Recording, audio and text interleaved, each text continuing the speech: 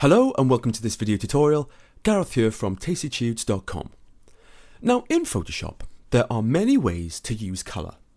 Photoshop offers a variety of tools, filters and effects which you can harness to get the right outcome you desire.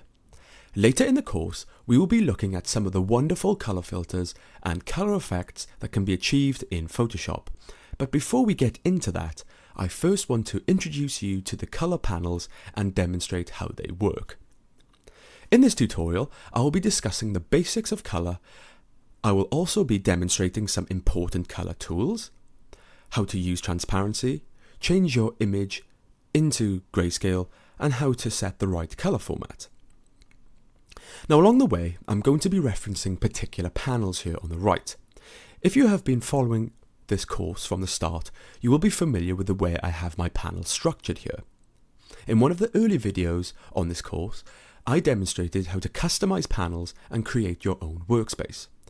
In my current workspace, I have all my color panels up here on the top for ease of access. If you don't have this, you can either skip back to the panel and workspace video and learn how to create this panel setup, or you can activate the panels as and when I mention them. Now along the way, I will be mentioning some useful shortcut keys which you can find in the description and in the shortcut key page in the project PDF, which you can also download in the description. So I'm going to begin by talking about some of the color panels in Photoshop we will be using in this tutorial. To make this really clear, I'm just going to click on each tab and drag it out here so you can clearly see them. I recommend you do the same. So here we have two panels. We have the swatches panel and the color panel. If you don't see these panels, you can come to Window and you can select them from the drop-down menu. Okay, so first off, we have the swatches panel. Now this is a handy panel where you can access some predefined colors. If you're new to Photoshop, your swatches panel will come with a bunch of predefined swatches, just like mine here. Now if you move your mouse cursor over and into the swatches panel, no matter what tool you have active at any time, as you move your cursor over the coloured squares, you will notice your mouse cursor change to what looks like an eyedropper icon. This is Photoshop asking you if you wish to choose a colour from the swatches panel. Now if you hover your mouse long enough over a particular square, you will see the name of the swatch appear. If you click on the swatch, you will select the colour, and in your menu you will notice the colour becomes selected in the foreground square. If you double click on the swatch, up will pop a small menu which will reveal the name of the swatch.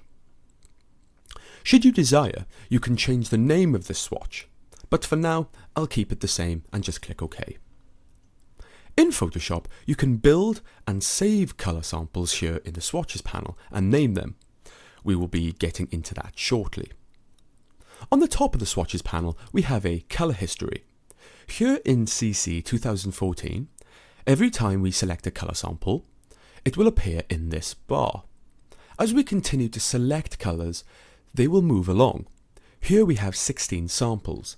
This gives us a chance to recall a recent colour choice. So the next panel we have is the colour panel. This panel is really useful for searching and refining colour samples. Over on the left hand side, we have the two squares that represent the foreground and the background colour, the same as on the bottom of the menu panel. Here we can click either and set a new colour, like so. So currently, we can search through the colour spectrum to select a new colour. Should you find a colour you're interested in, you can come to the top right of this panel and click the menu button. Here you can choose from various colour sliders such as RGB and CMYK. These can help refine colours very marginally if you wish to tweak a chosen colour, like so. So I'll come back and click the top right menu and select the hue square to go back to the colour spectrum. Now when working with colour in Photoshop, the main point of focus will be the foreground and background squares located at the bottom of the menu panel on the far left. This is an indication of what colour you have selected at any given time. Also, we have the background color selection, which works with the gradient tool. So as demonstrated earlier, you can use the color panel to discover new colors. But that's not the only way. For example, if you click on the foreground color in the menu, up will pop the color picker menu. Now this menu will present all the color information for that particular color you currently have selected. Here we have the RGB, CMYK, and digital color reference. To the left, we have the color spectrum, which we can explore and choose another color. Notice, next to the big color spectrum, we have a tall, slim column representing the entire color spectrum. If we click and drag on the holder, we can drag up and down to scroll through the spectrum to reveal the colors in the box to the left. As we click to select a color, we will see the color information update to the right. Now, should we find a color we like, it's from this menu where we can add the sample to our swatches panel and create a new swatch. For example, I'll click to select a new color. Once satisfied, I can click this button here to the right, Add to Swatches. Upon click, up will pop a small color menu where I can choose a name for the new swatch. I'll call this New Swatch and click OK. Upon click, the new swatch will be added to my swatches panel and I am back to the color picker menu. For now, I'll click OK. So now I have my new swatch in my swatches panel. Excellent. So should I wish to edit this color, I can come into the swatch panel and select the new color swatch. Now in the color panel, I can click the top right menu button to drop down the menu and select one of the sliders. On this occasion, I'll select the RGB slider, and here I can toggle the RGB values. As I do so, notice the color changing in the square to the left and in the menu panel. If I want to save this edited color, I can simply click on the color in the menu to pull up the color picker menu, and again click the Add to Swatches button, name and save. Easy. Now in the menu panel, if I wish to set the background color to a new color, I will first need to click the swap button just above it to the right. By clicking this button, this will swap the foreground and background color. Also, you can press the keyboard shortcut X. By pressing X on the keyboard, this will quickly swap the foreground and background color and enable you to select a color for each. Easy. Now, should for whatever reason you wish to set the foreground and background color to default, black and white, simply press D on the keyboard. D is the keyboard shortcut to set the foreground and background color to black and white. Now, you don't only have the option to discover color from the color picker menu, you can also extract colors from images you have open in Photoshop. To demonstrate this, I'm going to open a document I've prepared especially for this tutorial. This can be found in the Introduction folder in the Project folder. Now you can download this project folder for free. The download link is in the description. With the project folder open, click Introduction, Color, and double-click the color document. It will open in Photoshop, and you should have something that looks like this. So here I have this document open. Now let's say I am liking the color green here in the green origami bird, and I would like to capture it. We can do this easily by using the eyedropper tool. Now you can either come to the menu and select the eyedropper tool, or you can press the keyboard shortcut I. By pressing I, this will activate the eyedropper tool, and you will see the mouse cursor change like so. Now this is quite a clever tool. With this active, you can click on a color in the image and select it. For example, I'll click on a green section of the image, and upon click, the green will appear in the menu panel. If I wish, I can now click on the color in the menu to pull up the color information, like so. And if I like this color, I can add to swatches.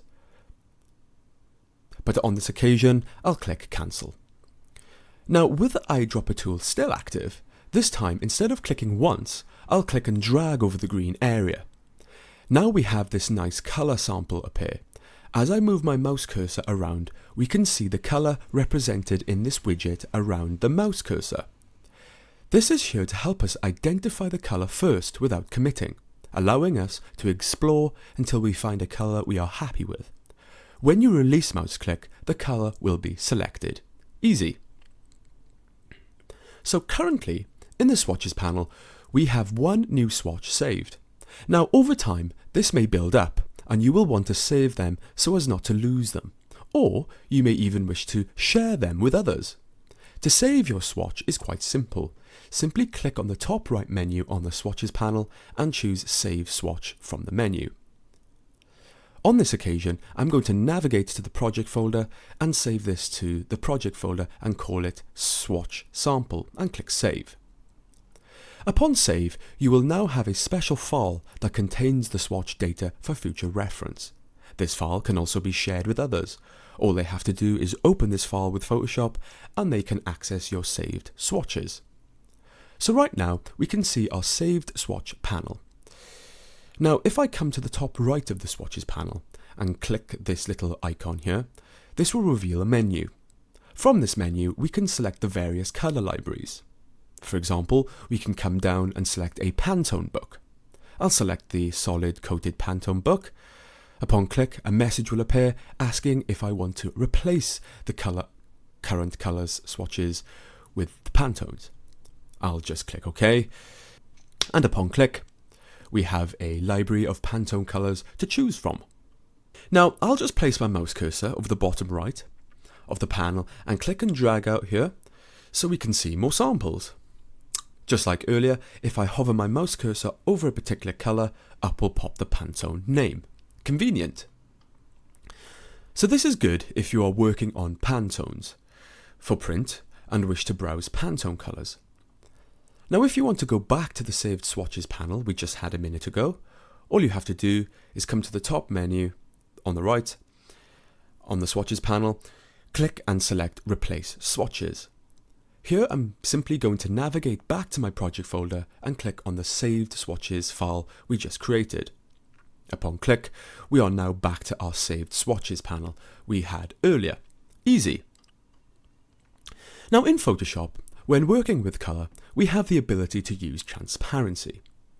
In Photoshop, we are able to toggle the transparency of layers, which can alter the colour effects in the canvas area to create a particular effect. For example, in the Layers panel, we have a red bird layer. If I move into the Layers panel and select this layer, I can press V to activate the Move tool and move this layer around. So currently, this layer is on the top. So will be above everything else in the canvas area as I move it around. Now if I come to the top right of the Layers panel, here I have the opacity option. Now I can toggle the opacity by moving my mouse over the word opacity next to the value. As you do this, you will notice the mouse cursor change to a hand with arrows pointing left and right. To toggle the opacity, simply scroll left and right. As I do so, I can change the value between 0 and 100%, causing the image to fade and blend with the colour of the layers below. Next, I can come to the Layers panel and choose another layer. This time, I'll select the purple bird, I'll come up to the opacity value and toggle this like so. And with the Move tool, I can move this over the red bird. Next, I'll select the green bird layer and toggle the transparency and move it around on the canvas area. So here you can see you can create interesting imagery using transparency should you wish. So that's a brief overview of how you can work with the swatches panel, select colours and save them in Photoshop and use transparency. Now one of the most important things to be aware of when using colour in Photoshop is to have the correct colour mode set. One of the important things to bear in mind is what you're creating your work for. If you're creating artwork for digital and web, you will want to use RGB colour, and if you're creating artwork for print, you will need to use CMYK colours. The colour mode option can be accessed from the top menu by coming to Image, Mode, and you will see the mode options in the drop-down menu. So here we can currently see the tick next to RGB. This is indicating that this image is currently RGB. Now this will be good for digital work, but could pose problematic if we want to use this image for print. We can easily change the color mode here by choosing an option. So for example, I'll click my image mode to CMYK. Upon click, you will get a message box asking if you wish to flatten the image. This is because I currently have layers in the document. On this occasion, I'm going to click Don't Flatten, as I don't wish to lose my layers. Upon click, you may see the overall colour become a little desaturated. If I press Command Z to undo repeatedly, to toggle back and forth from RGB to CMYK, you may see the effect. This is because CMYK is not as vibrant as RGB. Now, should you have a photo open, you wish to change to black and white instantly, we can change the image to grayscale up in the image mode. If we select grayscale, the image will change to grayscale. Now remember, if you change your image to grayscale, there is no going back to RGB, should you save it or perform further tasks on the grayscale image, so be careful. I'll just press undo to go back to my RGB setting. So that is an introduction to colour in Photoshop. Adobe Photoshop is an immensely powerful program for editing colour and applying effects. Later in the course, as we move into the essential practice section, we will be learning some of the more powerful tools to work with colour and create colour adjustments in Photoshop. In the next video, I'll be demonstrating some handy tips which will help you work easy and more comfortably in Photoshop. See you in the next video.